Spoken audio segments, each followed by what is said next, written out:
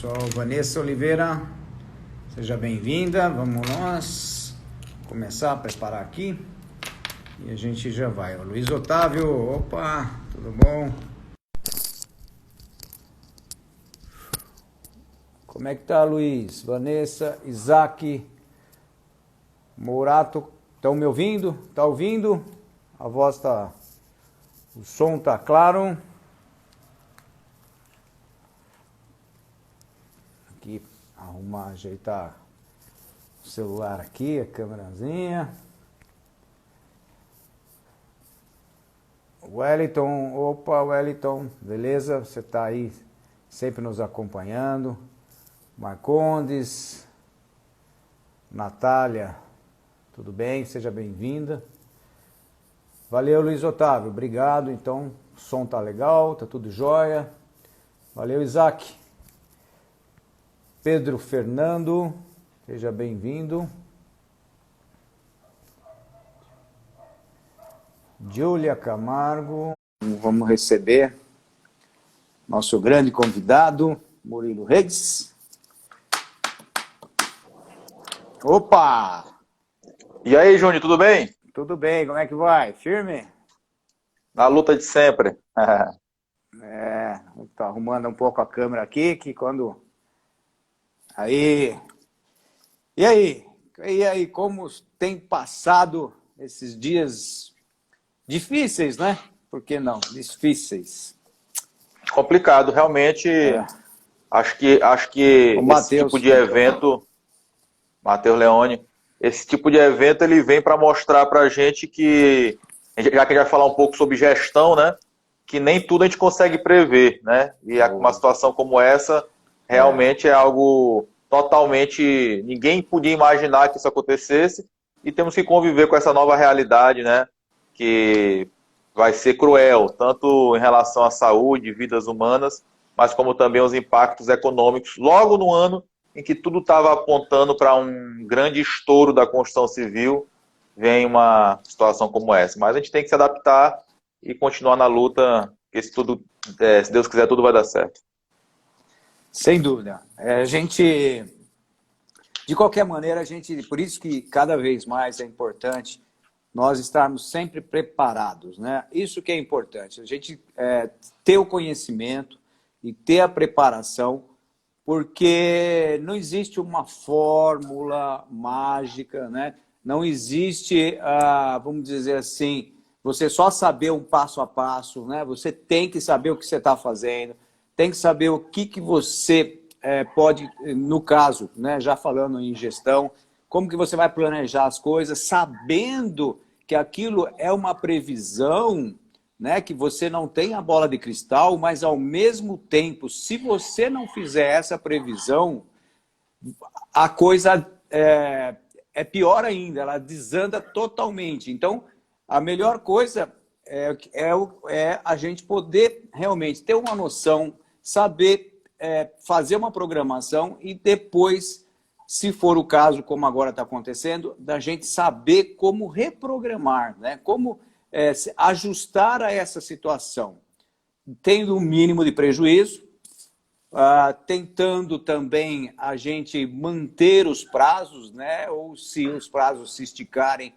que se estique dentro da melhor forma possível, né? E sem tudo perder a qualidade, né? Então, isso daí eu acho que é fundamental para que a gente tenha, né, a formação, né, e a preocupação para que a gente realmente possa ter uma gestão boa. Quando a gente fala de gestão, eu digo assim, né, quando a gente fala de gestão, a gente está falando assim, de fazer um bom andamento numa obra, né, vamos dizer gestão de obra, então numa obra.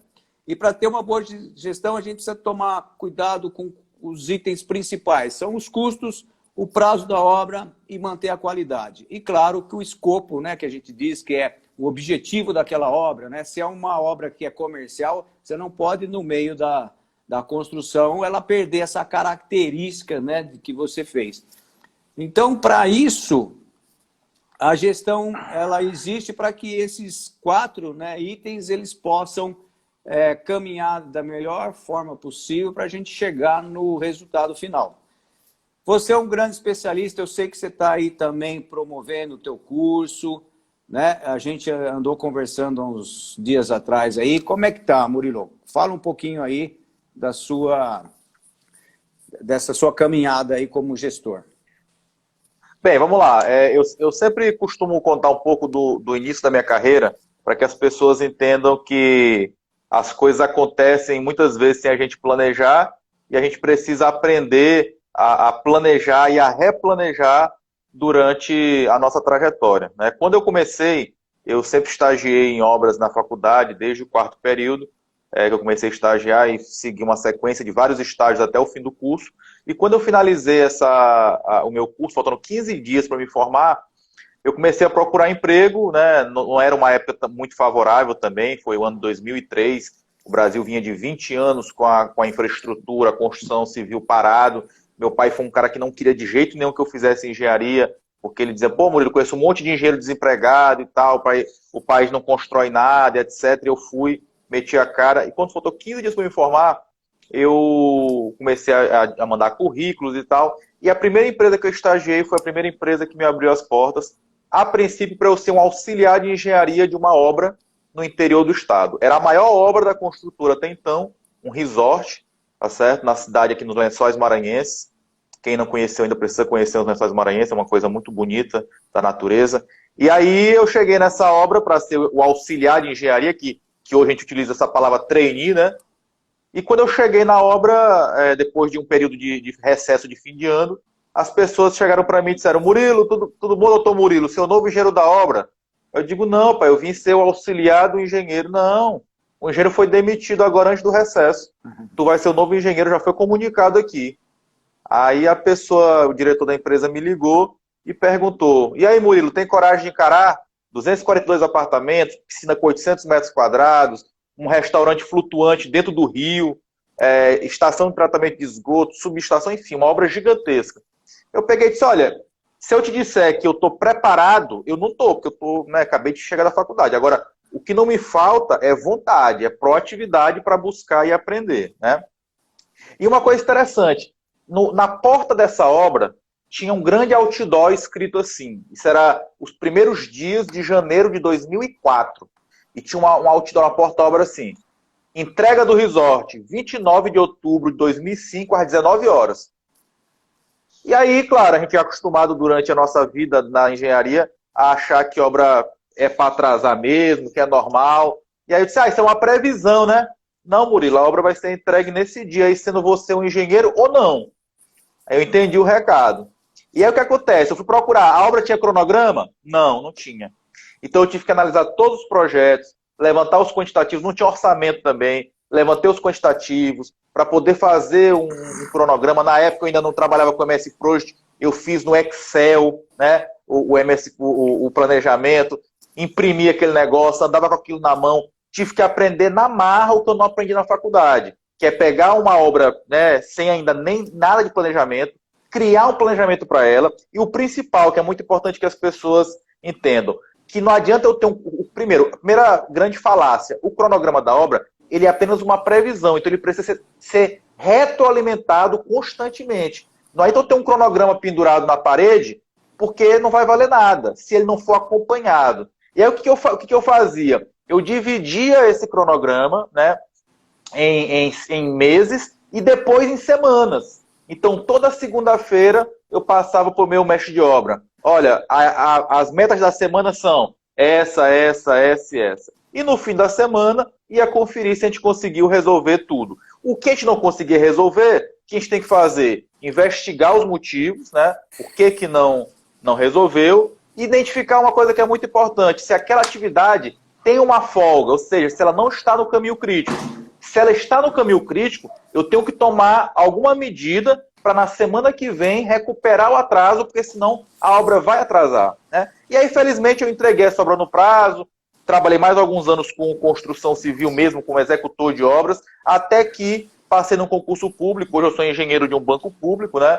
Trabalho na parte de análise de obras públicas, análise de orçamento, de licitação, e além disso tenho a minha empresa de consultoria e treinamentos, e como tu falaste aí, a gente está divulgando aí para o pessoal, quem tiver interesse, nós estamos com um workshop gratuito com 5 aulas, para quem quiser saber um pouco mais da área de orçamento. Então, nós estamos aí nessa luta aí, trabalhando de home office, mas o país não pode parar e a gente tem que tentar, com toda a dificuldade, tentar produzir igual ou melhor do que estava antes.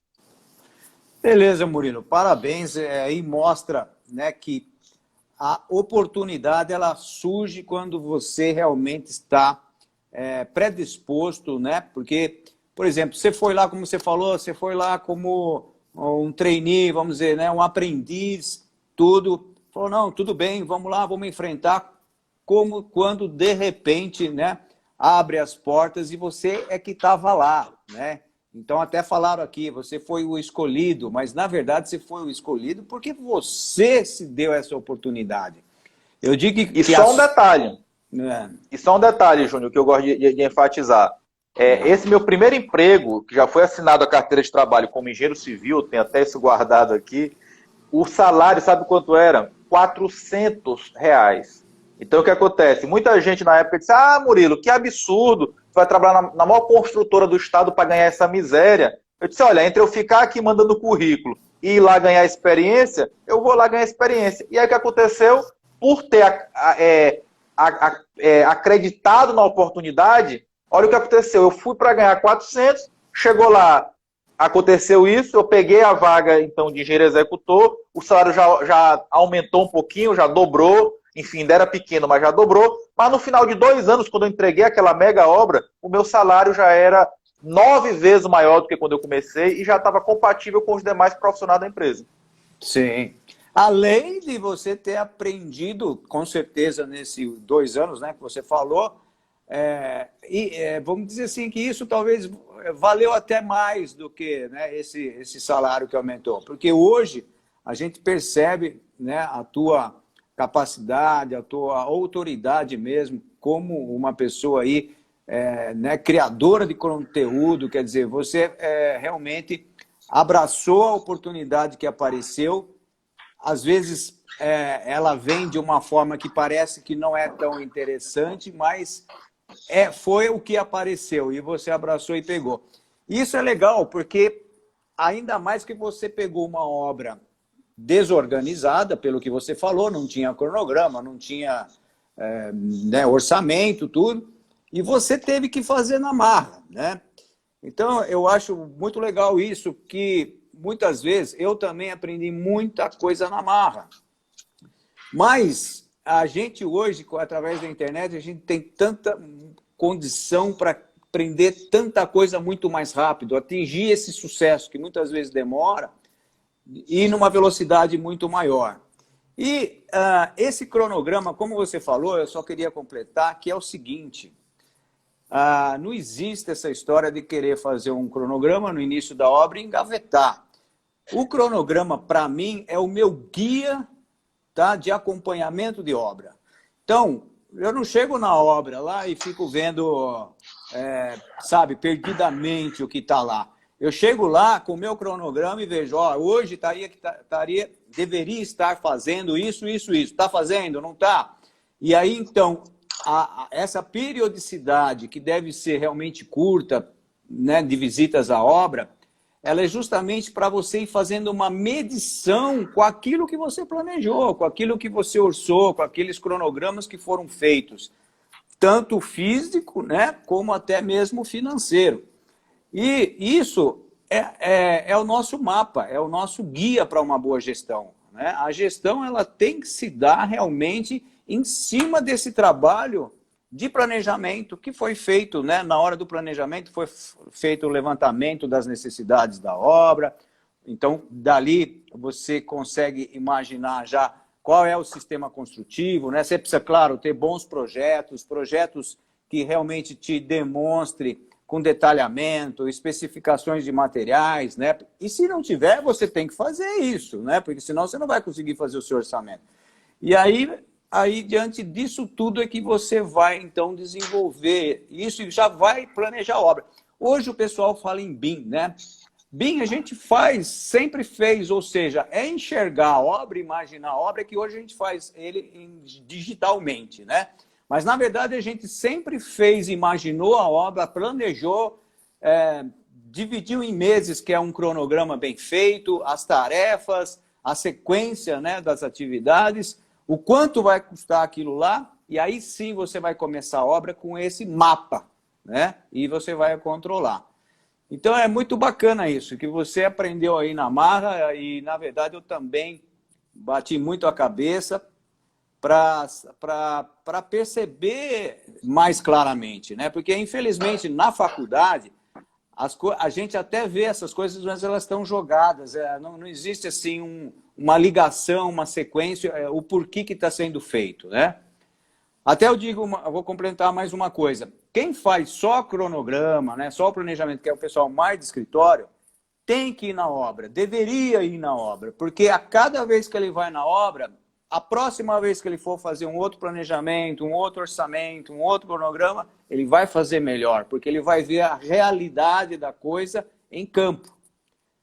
Não é? E você viu isso no campo, né? Você fez talvez esse lado invertido. Você viu lá no campo e aí começou a pôr no papel e se organizar, né? Para você poder entregar essa obra naquela data, até no horário, hein? Exatamente. E uma coisa que eu queria pegar três ganchos aí, na verdade, do que tu falaste. O primeiro gancho é o seguinte: se eu precisar dar uma dica para as pessoas que estão assistindo aqui a gente, principalmente para quem é estudante, profissional recém-formado, é o seguinte: foquem em gestão. É uma coisa que a gente vê na faculdade muito mal e que é a base do profissional de engenharia. Se eu chegasse numa obra e todos os projetos estivessem compatibilizados, estivessem direitinho como deveria ser, praticamente o meu lado técnico naquela obra ia ser muito pequeno. E o meu lado de gestão ia ser muito grande. Então, o engenheiro, quando está executando uma obra, ele é muito mais um gestor do que o engenheiro civil. O que ele vai ter que trabalhar é com a administração de recursos, com a alocação de mão de obra, com controle de prazo, com controle de qualidade, controle de custo. Então, são ferramentas de gestão que os profissionais de hoje, às vezes, saem da faculdade, como eu saí, cru, e precisa desenvolver na marra, né? Então, o que acontece é isso, pessoal. Aproveitem enquanto vocês têm tempo. Por exemplo, aproveitem agora essa quarentena e mergulhem em gestão. Assim, se eu puder acreditar uma única coisa que realmente me fez ter resultado no início da minha carreira, foi gestão. O engenheiro profissional, ele precisa saber quanto que a obra dele está lucrando, quanto que a obra dele está atrasada ou está adiantada, ele tem que ter o controle da obra. Eu não posso chegar numa obra e perguntar assim para o engenheiro: vem cá, essa obra entrega quando? O cara bota a mão no queixo e, rapaz, eu acho que entrega em outubro. Não existe isso. É quase que uma matemática, é quase que 2 mais 2 é igual a 4. O meu cronograma de hoje é o espelho do que eu estou prevendo. Óbvio que vai acontecer diversas coisas daqui para lá, que eu vou precisar reorganizar esse cronograma, mas eu preciso estar com ele na ponta da língua. Então, assim, eu era o cara que conferiu o seguinte: olha, essa semana a gente tem que assentar lá no resort 200 vasos sanitários. Eu sabia que no final da semana, não, só assentou 198, por quê? Então, tinha que controlar nos mínimos detalhes para que a obra fosse entregue no prazo e na hora marcada. Agora, uma coisa que é muito importante. Na nossa época, talvez, Júnior, que a gente se formou, né, a gente realmente aprendia as coisas errando, quebrando a cara. E hoje, essa moçada que está aqui hoje, ela tem uma facilidade muito grande, que é o quê? Pessoas como eu, como você, com experiência, estamos compartilhando conhecimento todos os dias na internet, gratuitamente. Então, a pessoa só tem que ter um trabalho, na verdade, 2. Primeiro, filtrar, né? Filtrar quais são os profissionais que realmente elas conseguem perceber que são profissionais que estão compartilhando porque têm experiência. Isso é um ponto fundamental. Porque hoje também tem muita gente que tem experiência quase zero e está aí na internet ensinando. Então, ele precisa filtrar quais são os profissionais. E o segundo ponto que é importante é focar. Porque se hoje eu tenho tudo na palma da mão, no momento que eu estou aqui assistindo essa live, surge um pop-up no meu celular de um vídeo novo no YouTube, uma outra live começou ali. Então, eu preciso saber o seguinte: nesse mundo de informações, o que eu preciso focar? eu quero ser um gestor, então eu tenho que focar nos conteúdos de gestão. Eu não posso ficar hoje assistindo uma live de gestão, amanhã de estudo de concreto armado, depois de amanhã de instalações hidráulicas, senão eu vou ficar perdido nesse mar de informações. Então eu preciso focar naquilo que realmente eu pretendo e que me agrega. Então, assim, hoje a gente tem condições, ao assistir essas lives, ao participar de cursos muitas vezes gratuitos, como o meu workshop, etc., ou ainda cursos que sejam pagos, mas eu tenho condição de aprender com quem tem experiência e que eu possa seguir aquela trilha que ele seguiu, errando menos. Porque eu vou aprender eu vou aprender a não errar o que aquele cara já errou, entendeu? Então eu tenho hoje referências. Na minha época, quando eu me formei, eu não sabia assim, que era a minha referência de engenheiro. Eu não tinha isso, porque eu não vim de uma família de engenheiros, né? O contato social era muito mais dificultoso do que é hoje. Hoje eu tenho um grupo de WhatsApp, tenho encontros presenciais, tenho aqui essas lives, tenho a oportunidade realmente de conviver, de compartilhar com pessoas que têm experiência para me passar. Perfeito, é isso mesmo. Eu acho que a gente está realmente no mundo de hoje com essa grande oportunidade de ter muita informação, mas ela precisa ser realmente filtrada. Nós temos aí, são diversos nichos, né, diversos assuntos. Eu digo até no meu treinamento que eu tenho que as pessoas precisam até também fazer o desenvolvimento pessoal no sentido de se autoconhecer para saber qual é o seu perfil. Tem gente que me pergunta assim, esses dias fizeram essa pergunta e é constante. Você acha que é melhor eu procurar emprego ou abrir meu próprio negócio? Esse é o tipo de pergunta que quem vai responder é a própria pessoa. A pessoa ela precisa saber qual é as características dela. Ela gosta, por exemplo, ela não gosta de risco, né? A pessoa ela quer ter a tranquilidade de no final do mês receber um salário. Ela gosta de fazer as coisas quando alguém manda ela fazer uma determinada tarefa. Tá, então você vai ser empregado, você vai ser feliz assim, é o teu perfil, né?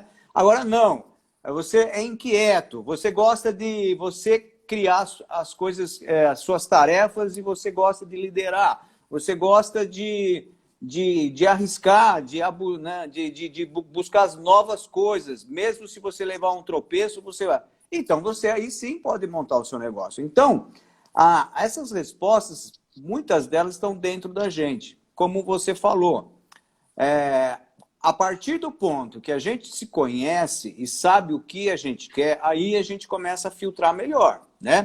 Porque realmente, quando a pessoa ela tá perdida, é porque ela também ela não se conhece e não sabe o que ela quer, tá? Um gestor, eu acho também, eu tenho essa visão de que o gestor vamos dizer, é o lado nobre da engenharia, porque você tem a visão do todo. Tá? A gente, na verdade, é ao mesmo tempo um generalista, mas tem essa especialidade de ser generalista. Ou seja, a gente sabe um pouco de tudo, mas sabe mexer com tudo muito bem, né? Enquanto alguns nichos são mais específicos, né? São mais detalhistas, né? Então, ótimo, tudo bem. Mas, assim, eu acredito que o gestor ele tem a oportunidade de até ganhar mais dinheiro. Ele tem essa função realmente de administrador, e quem consegue administrar uma grande obra também começa a saber administrar a sua própria vida, né? Então, eu também gosto muito disso, e é interessante perceber isso, que as pessoas, elas às vezes ficam perdidas porque não se conhecem direito. Então, isso eu acho fundamental, a primeira coisa. Outra coisa que a gente tem que falar é o seguinte: a nossa live é sobre gestão e orçamento em reformas, né? Por que a gente não falou até agora em reformas? Porque você fazer gestão e orçamento, se você souber fazer, você vai fazer obra nova, reforma, ampliação, seja lá o que for, né? Reforma, porque quando você sabe... Tem muita gente, não tem, Murilo, que fala assim, você tem aí uma planilha para me arrumar de orçamento? Qual que é a melhor planilha? Não tem pergunta assim para você? Qual que é a melhor planilha? Direto. A melhor planilha é a planilha que você faz especificamente para aquela obra. Se você pegar uma planilha geral e de repente vai fazer uma reforma, e aí? Meu Deus, como é que eu vou preencher essa planilha? Então, nós engenheiros não somos pessoas para ficar preenchendo planilhas.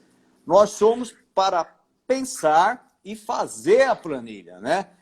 A gente tem a condição e discernimento para poder ter projetos, né? Ou a gente desenvolve, ou alguém vai desenvolver, conforme suas especialidades, os diversos projetos, e a gente tem a condição de desenvolver todo o planejamento, levantamento, cronograma, tudo, né? Coleta de preços, como fazer coleta de preços, né? Por quê? Por que fazer assim? E não pegar índices aí, né? De publicações, porque senão você, de repente, você tem um índice a nível nacional ou mesmo estadual, e de repente na sua região pode ser diferente. Uma coisa que muda muito, mesmo na mesma região, às vezes o frete. O frete, por exemplo, num caminhão de areia, às vezes, se você fazer um orçamento geral, o metro cúbico da areia tem um preço, mas se você falar, não, é até esse local, de repente é um preço diferenciado. Pode ser mais barato, por ser próximo, né, ao porto de areia, ou pode ser mais caro. E quanto mais específico você fizer, mais vai ficar, mais vai ficar próximo da realidade. E é isso que a gente quer, né? A gente quer fazer uma previsão para depois que a gente acompanhar a obra, a gente ter a tranquilidade de ver que a coisa vai dar certa. Porque a pior coisa é você fazer algo que depois você não consegue cumprir. E o que você me fala disso? Bem, até o Jadilson está aqui assistindo a gente, ele comentou aqui uma coisa que eu concordo inteiramente com ele, que é o seguinte. A obra de reforma, na verdade, ela é bem mais complicada do que uma obra de construção nova. Porque uma coisa é eu pegar o terreno limpo, né, eu poder montar o meu canteiro de obras e fazer todo o meu planejamento com muito menos incertezas, com muito menos obstruções do que uma reforma. A reforma, a primeira peculiaridade que ela tem, e que esse é um grande problema, muitas pessoas acham que reforma não precisa de projeto, né? A pessoa começa a trabalhar e sem ter nenhum escopo definido. E aí tem tudo para dar errado. Porque a primeira pessoa não sabe exatamente o que ela vai fazer, segundo que no decorrer da obra vai aparecendo outras coisas, e aquilo fica numa zona nebulosa, está incluso dentro do meu contrato, não está incluso. O cliente muitas vezes vai chegar, não, bota mais isso, faz mais isso. Enfim, se eu não tenho um escopo definido, eu preciso fazer um projetinho para que fique bem amarrado o que eu vou fazer naquela reforma. Por quê? Porque saiu daquele escopo. Não, tudo bem, o cliente quer que eu saia do escopo, beleza, mas vamos aqui fazer um para acertar. Tanto em relação a prazo, que pode mudar quando se aumenta o escopo, se muda o escopo, quanto a questão de custo. Uma outra coisa também que é muito importante que as pessoas entendam é que orçamento de reforma, como bem o Júnior falou aí, ele não tem como eu fazer da forma convencional, utilizando tabelas de composições prontas, valores prontos. Por quê? Porque cada reforma tem os seus peculiares, tem as suas situações que eu preciso realmente ir lá e olhar. Então, eu vou dar aqui alguns exemplos. Primeiro, eu tenho que ver como é que eu tenho espaço para fazer um canteiro de obras no local da minha reforma? Geralmente não. Eu posso trabalhar a qualquer momento naquele local? Muitas vezes não, porque às vezes eu estou trabalhando num local que está sendo utilizado. Eu estou reformando um apartamento aqui, mas eu tenho horário para fazer barulho, tem horário para chegar material, né, a qualquer momento. Então, são uma série de coisas que eu preciso analisar para que eu possa computar o meu preço. E aí o Júnior falou uma outra coisa importante, por exemplo, em relação a frete. Uma coisa é eu chegar e deixar um caminhão de cerâmica no térreo em uma obra que está lá sendo construída. Outra coisa é eu subir com essa cerâmica lá para o 8º andar, né? Que muitas vezes eu vou ter que ir de escada, vou ter que puxar isso pela janela, enfim. É muito mais complicado. Então, não existe fórmula pronta. Eu preciso realmente ir para dentro, fazer um levantamento, criar o meu escopo, fazer projetinhos que fiquem bem claros, o que eu vou fazer, quando eu vou fazer e qual o custo disso. Isso vai livrar o construtor, o engenheiro, de muita dor de cabeça com o cliente, porque não está devidamente amarrado. Então, assim, as incertezas na obra de reforma são muito maiores e, por isso, tanto o orçamento quanto a gestão são mais dificultados, principalmente se eu não fizer o escopo inicial bem definido. Perfeito. Por isso que quem souber, né, fazer um orçamento, planejamento, numa gestão em reforma, vai ter muito mais facilidade em fazer uma obra nova do começo ao fim. Porque realmente, como você falou, e por isso que não existe uma coisa pronta, e é que a gente precisa usar o que a gente aprendeu e a nossa expertise para poder enxergar essas variáveis, porque vão existir. Né? Como você falou, é um apartamento, tem escada, talvez tenha que se locomover, qual é o tempo disso, qual é o custo dessa mão de obra, né? Às vezes, qual é o material adequado, né, que às vezes muda o tipo de material. Uma reforma, por exemplo, na verdade, às vezes você tem que seguir também, às vezes já existe um estilo, né, de construção, e aí você simplesmente vai completar o que já existe. Então, são situações onde você tem que realmente obedecer a algumas coisas que te amarram, né? Então, mesmo pode, esses imprevistos também, de quando você, às vezes, vai ter que, por exemplo, tem uma ideia de abrir, né, tirar uma parede. Então, se você tiver um projeto que originou a construção dessa casa, ótimo. Mas a maioria das vezes, a gente vai fazer uma reforma e não existe o projeto estrutural, às vezes o projeto hidráulico e elétrico. Então, a gente tem que ir tateando, ou seja, ir abrindo, tirando, né, o reboco para saber se ali tem um pilar, se não tem pilar, se tem viga, se não tem. E aí é que a gente vai também usando da nossa criatividade e do nosso conhecimento. Agora, tudo isso é importante a gente fazer em cima de algo já planejado, em algo que a gente já tem um rumo, nós já temos um destino, né? Aonde chegar. Então, tudo isso vai facilitar. Você vai ter esses desvios, porque reforma realmente apresenta novidades, surpresas, com mais frequência do que uma obra, né, que se inicia, mas quando você estuda ela com antecedência, né, essas situações elas vão ser administradas de uma forma mais fácil. Então, Murilo, eu acho que é muito interessante isso e é muito bom a gente tá ouvindo de você. Isso eu já aprendi, esse detalhe realmente de apartamento. Muitas vezes você tem surpresa e se você passar um orçamento muito justo, você acaba levando um baita de um prejuízo, né? Tem algumas perguntas aqui, ó. O que acha sobre gestão de reformas por administração? Então, vamos pensar aqui como que a gente pode cobrar, né? Por administração ou um valor fixo mensal? Como é que você tem feito, Murilo? Bem, vamos lá. Eu até anotei aqui o nome das pessoas. Teve três pessoas que perguntaram mais ou menos a mesma coisa aí, né? Teve o Júnior Isenji e a Juju Folgose. As duas pessoas perguntaram exatamente sobre a parte de orçamento. Então vamos lá. Olha só. Como a gente está debatendo aqui, já falou várias vezes, eu preciso visitar o local da obra e definir o meu escopo. O que eu vou fazer? Só que é importante vocês perceberem o seguinte, que reforma, às vezes, ela é uma caixinha de surpresa.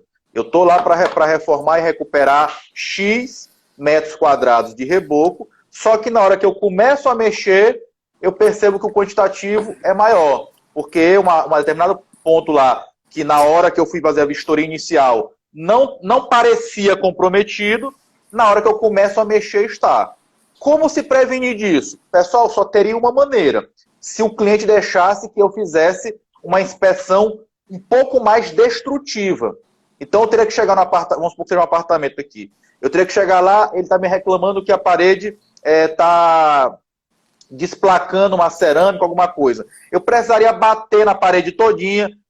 Tem que saber se o cliente vai querer que eu faça essa inspeção aprofundada. Por quê? Porque na hora que eu começo a mexer e começo a quebrar, de repente, o que ele estava estimando gastar X, ele vai gastar 3X. E pode ser que ele, se arrependa, porque ele não queria que ficasse quebrado lá. Agora ele vai ser obrigado a recuperar. Então, muitas vezes, eu faço uma inspeção visual, mas na hora que eu começo a mexer, o problema aumenta. Então, como é que a gente faz nesses casos?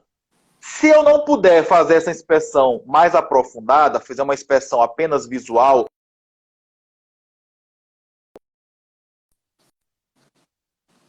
deixando claro na minha proposta o que contempla aqueles custos. Olha, contempla aqui a recuperação de 40 metros quadrados de revestimento cerâmico.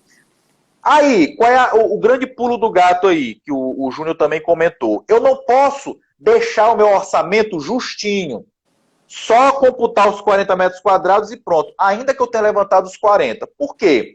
Uma coisa importante, lá na tua composição de BDI, uma das coisas que existe lá é um percentual chamado de riscos. Esses riscos são exatamente para cobrir situações inesperadas. Então, por exemplo, se eu coloco lá 10% de risco ou 5% de risco, isso significa o quê? Se eu estou recuperando 40 metros quadrados de revestimento cerâmico, se eu botei 10% de riscos, eu posso absorver até 4 metros a mais. Por que isso é importante? Porque é muito chato chegar para o cliente e dizer assim para ele, olha, nosso contrato aqui foi 40 metros, mas passou 1 metro quadrado, então tu vai ter que me dar um aditivo. Então, quando eu coloco uma folga no meu orçamento, eu consigo absorver parte daqueles imprevistos, de modo a incomodar o meu cliente, a criar uma situação para ele menos vezes, ou pelo menos ter essa folga. Porque é muito complicado. Imagina agora tu na situação do cliente. Tu contratou um engenheiro, um profissional, ele fez um orçamento para ti, aí daqui a pouco ele chega para ti, olha, mas precisou aumentar mais 2 metros quadrados de cerâmica. Pô, será que eu não podia botar uma folga no meu orçamento para absorver esses 2 metros? É claro que se for 50 metros, é óbvio que aí não tem folga que dê jeito. Mas pequenas diferenças, eu tenho que já deixar o meu orçamento com uma folga para absorver e não precisar criar todo esse problema com o cliente, tá certo? Agora, uma coisa importante em relação a escopo, tá? Que a gente estava falando muito sobre isso. É importante que vocês saibam que existe uma NBR, que é a NBR 16.280, que ela trata exatamente de gestão de reforma. Essa NBR, ela veio exatamente depois de um grande acidente que teve no Rio de Janeiro, que devido a uma reforma, um prédio desabou. Não tinha profissional lá, não tinha nada. Então, o que acontece? Hoje, obrigatoriamente, deveria acontecer assim, toda obra deveria ter um plano de reforma. Esse plano de reforma vai dizer o escopo, quais equipamentos que tu vai utilizar, onde é que tu vai fazer o bota fora daqueles resíduos, uma série de coisas que precisam ser contempladas para que eu tenha o começo, o meio e o fim da minha reforma.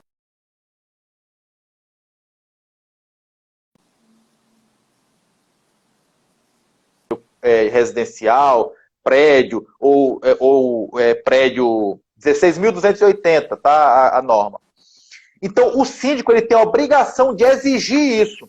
E olha só, quando eu digo que ele tem a obrigação, ele é responsável caso alguma reforma danifique alguma situação que prejudique o todo daquele prédio. Então, olha só que oportunidade que nós temos, engenheiros, arquitetos, de amanhã não, porque nós estamos em quarentena, mas quando acabar a quarentena, você visitar na sua cidade os condomínios, os prédios, levando lá um portfólio e mostrando para o síndico a obrigação dele, que é exigir esse plano de reforma. E olha só que interessante, eu gerei um trabalho para engenheiro, que é fazer o plano de reforma, e o síndico vai precisar fazer o que com esse plano de reforma? Ele não é engenheiro na maioria das vezes. Ele vai ter que contratar um outro profissional de engenharia de arquitetura para avaliar aquele plano e dar o ok. Olha, pode reformar desse jeito. Ou não, precisa ajustar isso e isso. Então, olha só, existe uma norma que diz para a gente como fazer reforma.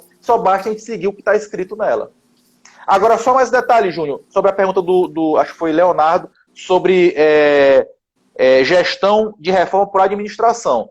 Olha, eu acho até uma medida interessante, né? Ou seja, tu vai cobrar só para administrar a obra e aí tu não vai ter vai ter uma responsabilidade menor com compra de material, com contratação de pessoal e tudo. Mas não funciona muito com reforma. Por quê? Porque o teu cliente ele não quer ter dor de cabeça. Quando ele contrata um profissional, ele não quer ficar comprando material, ele não quer ficar contratando operário para tu só administrar a obra. Ele geralmente quer te entregar um pacote fechado. Então seria uma situação interessante, mas não é viável na maioria dos casos, porque o cliente não quer. Quando ele quer fazer a reforma dele, ele quer contratar uma empresa ou um profissional e não ter mais problema. Ele não quer ficar com esse problema do dia a dia de uma obra. E aí eu não sei se o Júnior concorda, queria também ouvir a opinião dele.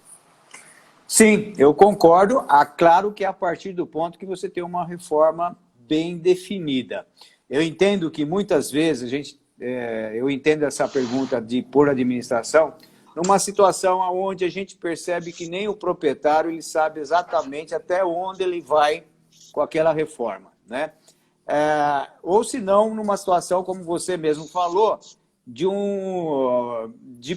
uma situação que possa ter muito imprevisto, né? De você ter muito desconhecimento de como foi feito aquela obra, né? Quando você não tem nenhum projeto dessa obra originalmente feita e você não tem nenhum dado e nem, às vezes nem o proprietário atual foi o proprietário que construiu, né? Às vezes já é uma revenda, já é tal. Então, isso às vezes realmente pode até acontecer num bom senso, vamos dizer, juntamente com o proprietário, de se chegar, né, numa conversa e falar, olha, como a coisa está muito, a gente está muito, vamos dizer assim, no escuro, apesar de todos os estudos, né, tudo que a gente possa prever, existe uma margem que, porque muitas vezes a gente fala assim, pô, como está muito difícil de imaginar o que pode acontecer pelas várias, por falta de conhecimento aqui, a gente acaba colocando uma gordura exagerada. Então, você fazendo por administração, às vezes fica mais justo, porque você ganha, vamos dizer que você ganha 10% do custo da obra, e então, se ela custar mais caro, você vai ter mais trabalho, você vai ganhar proporcional, 10%. Se ela for menor, for mais barato, você vai ganhar também o proporcional dos 10%. E o proprietário vai ter aquele valor sem uma gordura enorme, muitas vezes, ou sem correr o prejuízo, uma situação de prejuízo para o construtor, né, de ter muita coisa inesperada e, de repente, sobrar para o construtor ter que arcar com muita coisa. Então, esses são... mas aí é caso a caso. Por isso que não existe uma fórmula mágica, né? O que existe é realmente você procurar ter o maior conhecimento possível de tudo que está acontecendo. Eu, por exemplo, já fiz e já construí também prédios com alvenaria estrutural, né? O bloco de concreto estrutural. Então, ela tem uma particularidade. Eu já me deparei em situações que eu tive que tomar algumas atitudes porque existiam alguns arquitetos que queriam fazer alterações, né, em apartamento de bloco de alvenaria estrutural, totalmente fora, né, do que se podia, porque as paredes eram todas estruturais, tudo era importante ali, né, não tinha a parede simplesmente de enchimento, né, a parede de vedação. Então, o que precisa é tomar muito cuidado com isso, ter muita consciência e, às vezes, é interessante que, às vezes, quando a gente vai fazer uma concorrência também, da gente procurar ver o que o outro fez, né, para ver se o outro não está oferecendo um pepino para o proprietário, porque aí você vai explicar, ó, nesse caso, por exemplo, aqui é uma alvenaria estrutural, nós temos que tomar cuidado com isso, tem que ser feito... Se tirar essa parede, vai ter que fazer uma estrutura no prédio e muitas vezes o próprio condomínio não permite fazer, né? Então, eu já vi gente pagar projeto para arquiteto fazer uma bela de uma mudança, lindo, maravilhoso, mas depois, quando foi executar, não podia, né? Então, quer dizer, foi falta de orientação, falta de um estudo, de verificar qual é o sistema construtivo, né? Muitas vezes você tem isso também como em madeira, em estrutura metálica. Então, a reforma realmente tem essa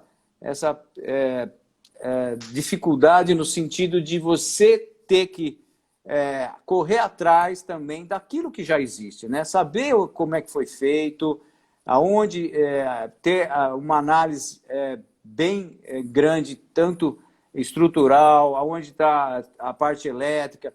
A maioria das vezes, quando você vai fazer uma reforma, você já aproveita, eu pelo menos faço isso, aproveito, mudo toda a parte elétrica, né?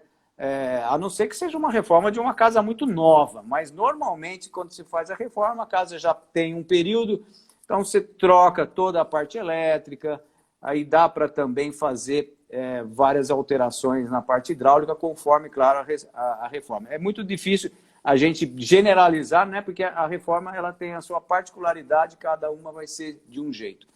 Então, eu acho que isso que você falou é interessante da gente pensar nesses termos, de que a reforma ela é diferente, então a gente precisa estar com outros olhos, mas aquela pessoa que sabe gestão e sabe fazer um orçamento, ela vai saber fazer também para a reforma ou não, né? Então, é importante aprender realmente, aproveitar, né, esses cursos aí que você está dando. Eu também tenho algum conhecimento aí, passo para os meus alunos, que a gente precisa realmente usar a cabeça, usar o que a gente aprendeu. Tem gente que sai da faculdade e acha que não serviu para nada, que tudo que está aí fora é diferente. Não é, tem que organizar. Tudo que está aí a gente aprendeu, só que a gente precisa se organizar o nosso pensamento, estruturar, colocar de uma forma ordenada que a coisa vai. E não é isso, Murilo? Exatamente. E uma coisa importante, né, puxando aí da tua última colocação, a importância da gente saber fazer. Então, assim, já teve duas perguntas aqui, de novo a Juju Fogosi, teve uma pessoa, acho que foi Bruna, que perguntou antes, sobre software de orçamentação e de planejamento. Mas antes de eu falar qual software que eu utilizo, eu queria só alertar todo mundo de que, assim, independentemente da área da engenharia que você pretenda atuar, que seja área estrutural, instalações, etc., é muito importante que você primeiro domine o conteúdo, domine a técnica, para que depois o uso do software ele seja apenas para otimizar o teu trabalho. O software, qualquer que seja ele, é uma ferramenta de trabalho. Que se for colocar uma ferramenta na mão de alguém que não saiba usar, né, para quem... tem uma frase que é muito interessante, que é o seguinte: para quem só sabe usar martelo, todo problema é prego, né? Ou seja, o cara aprendeu ali a fazer uma série de comandos e acha que vai resolver tudo com aquilo. E não. Então, o software, qualquer que seja ele, é uma calculadora. Se eu alimentar ele de forma errada, eu vou ter problema lá na frente. E se eu não analisar os resultados do software lá na frente, eu vou ter problema. Então, entendam só isso, pelo amor de Deus. Se tem uma coisa para vocês tirarem dessa live aqui, uma das coisas que mais importantes que eu falei é essa. Software é ferramenta, é calculadora. Primeiro aprendam a fazer, para depois utilizar software. Não existe receita de bolo. Pessoal, o dia que o trabalho nosso for possível ser feito com uma receita de bolo, nós estamos desempregados, porque vai vir um computador e vai fazer essa receita de bolo automaticamente. E não é. Engenharia é análise, engenharia é critério, engenharia é saber alimentar. Então, o primeiro ponto é esse. Então, estudem, tenham conteúdo para que vocês possam dominar o software e utilizar ele como uma ferramenta e jamais como uma muleta, tá certo? A muleta é aquilo que, se eu tirar do cara, ele não sabe mais fazer nada. O software não pode ser isso para você. Ele não pode ser uma muleta, que tu só sabe andar se for escorado nele. Então, assim, qual o melhor software de orçamento que tem? Excel, por exemplo. Excel é o melhor software da engenharia. Só que, claro, ele tem as suas limitações. Então, respondendo a pergunta aí, das duas pessoas que perguntaram quais são os softwares que eu utilizo. Eu já trabalhei com alguns softwares de orçamento, mas hoje o que eu trabalho é o Orça Fácil, tá? O Orça Fácil, na verdade, ele não é um software, porque tu não instala ele no teu computador, ele é um sistema, ele é um site que você acessa, você cria o seu login e paga um valor anual. Esse valor, pessoal, é assim, de todos os softwares que eu já utilizei, todos os sistemas, é o que tem o melhor custo-benefício. Só para você ter uma ideia, o módulo básico dele, se não me engano, é R$1.000. Só que eu posso dividir entre 5 colegas, tá? 5 colegas se formando, por exemplo. Eu posso chegar, juntar nós 5 e pagar uma vez só a anuidade e dividir 5 pessoas utilizarem independente. Cada uma vai usar com o seu login. Não é aquele negócio de ficar compartilhando. Ah, se o colega está usando, eu não posso usar. Não, tu pode usar, ele pode usar lá. Então, vou pagar o quê? R$200 por ano. Então, se eu fizer um serviço só, já pagou. Então, o que eu uso hoje é o Orça Fácil. Para mim é o que tem o melhor custo-benefício do mercado, exporta para Excel, enfim, é bem completo. E na parte de gestão de obras, na minha opinião, o melhor é o MS Project. Se bem que o Orça Fácil agora implementou também dentro do sistema uma ferramenta de planejamento. Eu ainda estou aprendendo a usar a ferramenta de planejamento do Orça Fácil, né?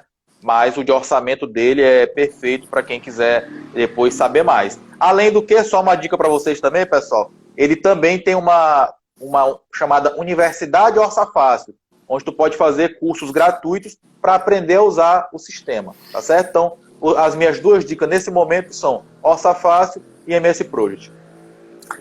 Muito bom. Beleza. Mas é isso mesmo que você falou, essa é a conclusão mesmo que todos têm que ter, que precisa, antes de você usar as ferramentas, você precisa ter consciência do que você está fazendo.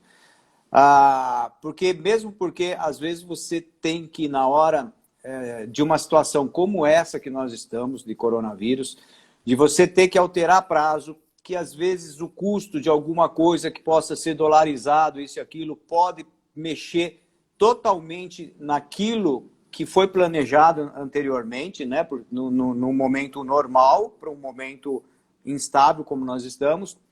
E aí, se você fez somente um preenchimento, né, de planilha ou de algum software que só foi pedindo para você e você foi lançando, você vai ficar perdido, porque aí você não sabe como que foi elaborado aquela composição, por exemplo, de um custo, de um serviço. Então, aquela composição de um serviço, né, que entra mão de obra e material. Ele pegou o software, deu ali, pum, você lançou e pum. Aí você, às vezes, se você não conhece e usou aquilo como a sua solução mágica, aí você, às vezes, não percebeu que naquela composição, quais são os materiais que foram, quais são os dados que você lançou para que fosse composto aquele custo. Então, é importante você ter essa noção, porque aí você vai começar a poder, a qualquer momento, em situações de imprevisto, como agora, a poder mexer conscientemente, né? Você está sabendo, ó, isso aconteceu por causa disso, e agora aqui, se a coisa, vamos dizer, dolarizou, e a coisa vai subir, então vai me refletir aqui, aqui, aqui, conscientemente, e não pegar sabe, e ficar à mercê, né, daquela listagem, vamos dizer, que o programa dá, né, de solução ali, e aquilo vai te deixar preso e sem você usar a cabeça, usar a mente para você realmente poder fazer as suas... principalmente no momento desse, a sua reprogramação, né? Como você falou no começo também, a necessidade nossa é de fazer uma programação que a gente tente imaginar todos os imprevistos, né? Situações de doença, de chuva, de feriados, né? Agora, um coronavírus realmente veio para estourar qualquer planejamento. Então, essa hora é fundamental o conhecimento, né? Essa hora o software, não existe um software que vai falar ou vai prever um coronavírus, né? Então, isso daí realmente foi, acho que a grande lição de hoje é essa, procurar saber, procurar estudar, procurar saber o porquê dos porquês, procurar saber se passo a passo, no sentido da sequência, né? Por que uma gestão você se preocupa? O que é que você vai se preocupar? Né? É com o tempo da obra, é importante? É o custo da obra? É. Qualidade da obra? O escopo? Então é isso que nós vamos estar trabalhando. E como nós vamos estar trabalhando? Nós vamos planejar, nós vamos tentar enxergar aquela obra do começo ao fim, tudo que eu vou precisar, um levantamento de mão de obra, um levantamento de material, os custos, fazer uma curva ABC, né, que é muito importante, a gente não falou aqui, ou seja, o que é isso? É você realmente enxergar ali dentro dos seus custos quais são aqueles que são os mais importantes. De repente, você vai enxergar que 20% dos itens, você não tem necessidade de ficar lá correndo 100% dos itens. 20% eles já vão ter um custo de 80% da sua obra. E é neles que você vai trabalhar mais, porque o que é, por exemplo, se você tiver, por exemplo, um 10% de ganho de um parafuso, sei lá, de uma coisa que vale R$1, você vai ter 10 centavos. Agora, um item que te custa R$100 mil, se você tiver 10% de economia, você vai economizar R$10 mil. Então, isso também é importantíssimo, né, no conhecimento para um gestor, né, para se fazer um orçamento. E numa reforma, isso às vezes pesa também bastante, porque às vezes é justamente, né, principalmente o acabamento, sempre tem um acabamento. Acabamentos são os itens mais pesados da obra, normalmente, né? Além da estrutura, vem o acabamento. E normalmente a reforma, você está mexendo no acabamento. Não tem como reformar sem mexer, né? Sem você pintar, sem você tirar uma cerâmica, sem você, às vezes, trocar pisos, pedras naturais. Então, são mármores, granitos, né, porcelanatos, e esses itens normalmente são justamente aqueles itens que são os mais caros. Então, qualquer variação nesses itens caros são representativos no seu custo total. Então, isso também é bastante importante, né, Murilo? Exatamente. A pessoa precisa entender quais são aqueles itens que têm o maior peso no orçamento, para que ela tome um cuidado muito maior com isso. Não só a questão de preço, mas também a questão de consumo, né? E que ele faça uma gestão mais eficaz exatamente nos itens mais caros, porque ali é onde pode ter o grande prejuízo da obra ou o grande lucro, né? Verdade. Outras coisas básicas que a gente tem que saber na reforma, em qualquer tipo de orçamento, né, é saber distinguir os custos, né? Custos diretos, custos indiretos, a parte de custos fixos e variáveis, né? De repente, numa reforma, você pode ter mais custos variáveis do que uma construção normal.